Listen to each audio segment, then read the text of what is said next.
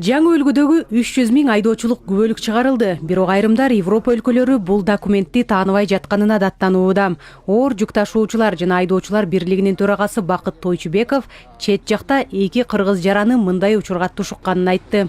Эски айдоочулук көлүк менен иштеп жүргөн жаран анын айдоочулук көлүгүнүн срогу бүтүп бул жакка келип айдоочулук көлүгүн алмаштырып кайра барып анан код 95 аларда ошол өтпөй калды. Бул биринчи факты. Экинчи фактысы жаңы барган фирмасынан да өтпөй калды. Ошол жаңы чакырылган фирмадан өтпөй калып ошол себеби азыр биздин айдоочулук көлүктү признавать этишип атат ошол эле.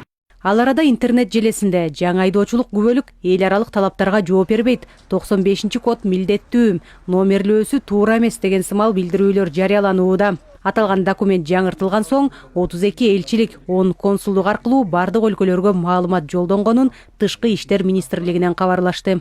Бул жумуш Тышкы иштер министрлиги эки этап менен жасаган болчу. Биринчи этап биз электрондук форматта үлгүлөрдү таратканбыз.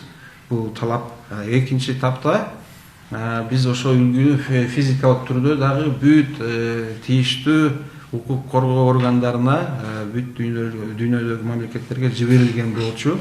Бул жерде баса белгилеп кетиш керек. Бүгүнкү күнгө чейин мына декабрдан баштап 3 ай уже өттү.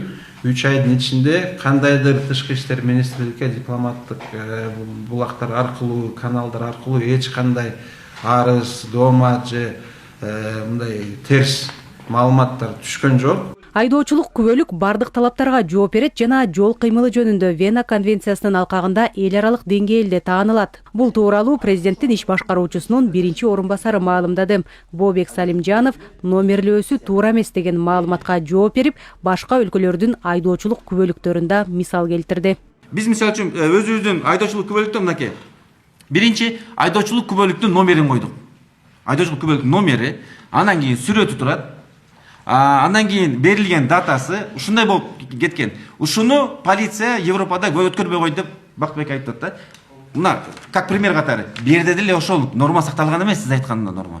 Бул Арабский Эмираттык. Мына бул болсо Сеулдук, Кореяны. Көрдүңүзбү? Бул жерде деле биринчи кезекте номери жазылып атат. Биздикине окшоп. Мына, байке карасаңыз. Биринчи номер ID, мынакей LD номер деп турат. Бул жерде деле ошондой деп турат, номер.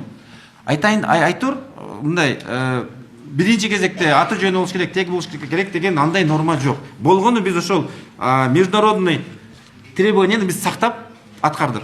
Бул жерде дүйнө жүзүнүн требованиясы. ИКАОнун анан ISO 7810. Өзүндөрү канча требования бар. Ушунун бирөөнү эле аткарбай койсо, түшүнүк кат жаздырып, эмне үчүн аткарган жоксуң деп айланып кетишет да. Дүйнө жүзүндөгү бүт талаптарга жооп берет. Жаңы айдоочулук күбөлүктө 34 коргоо элементи камтылган. Аны жасалмалоо мүмкүн эмес. Документ өлкөдөгү учкун ишканасында чыгарылууда. 7 катмардан. Бул айдоочулук күбөлүктү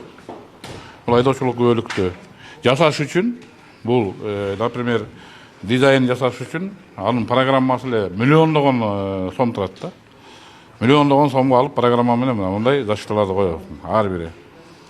Бул международный стандарт. Көрдүңүздөрбү? Ар бир слойдо өзүнчө защиталат. Бул кинеграмм деп коет.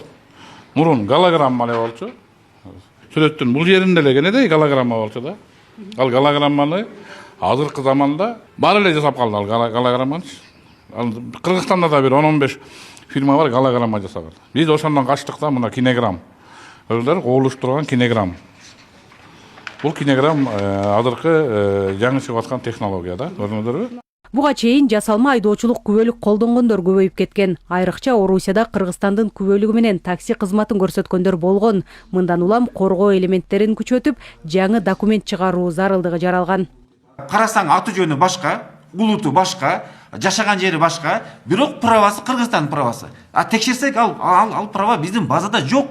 Айдоочулук күбөлүк жок. Бирок Россияда мен Кыргызстандын правасын алгам деп, ошол жактан нарушение кылат.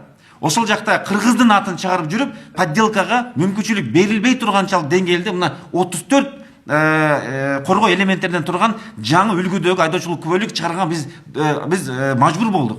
Себеби подделканын саны аябай көбөйүп кеткенине байланыштуу. Жасалмалоого мүмкүн эмес жаңы күбөлүктөргө мөөнөтсүз айдоочулук күбөлүктөрдү акысыз алмаштыруу өнөктүгү жүрдү. Жалпы жонунан 380 000 өтүнмө түшкөн. Жараяндын акыркы күнү 31 март. 1 апрелден тарта алмаштыруу акысы 1389 сомду түзөт. Эски айдоочулук күбөлүктөрүнүн баардыгы жарактуу, бул жараксыз деген норма жок бүгүнкү күндө. Жарактуу болгону айдоочулук күбөлүктөр мөөнөтү көрсөтүлбөгөндө гана алмаштырганга акция болуп атат, алмаштырып алгыла деп биз чакырганбыз жөн эле болгону.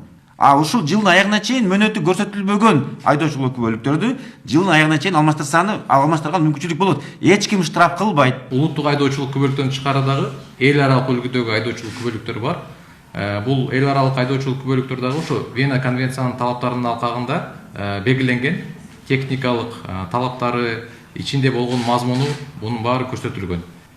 Бул Вена конвенциянын мисалы үчүн тааныбаган, ратификация кылынбаган өлкөлөрдө ушул улуттук үлгүдөгү айдоочулук күбөлүктөр менен бир катар бирге ушу эл аралык үлгүдөгү айдоочулук күбөлүктөрдү алуунузду сурап келет. Жаңы айдоочулук күбөлүк боюнча жаралган жагдайларга тиешелүү кызматкерлер жооп беришти. Айтымдарында пайда болгон айрым терс көрүнүштөр документтин юридикалык статусуна байланыштуу эмес, адам фактору болушу мүмкүн. Жаңы эмеге умтулушубуз керек. Жазгүл Сейдахматова, Мээримбек Жусупбек уулу, ЛТР, Бишкек. Мамлекетибиз өсүп өнсүн.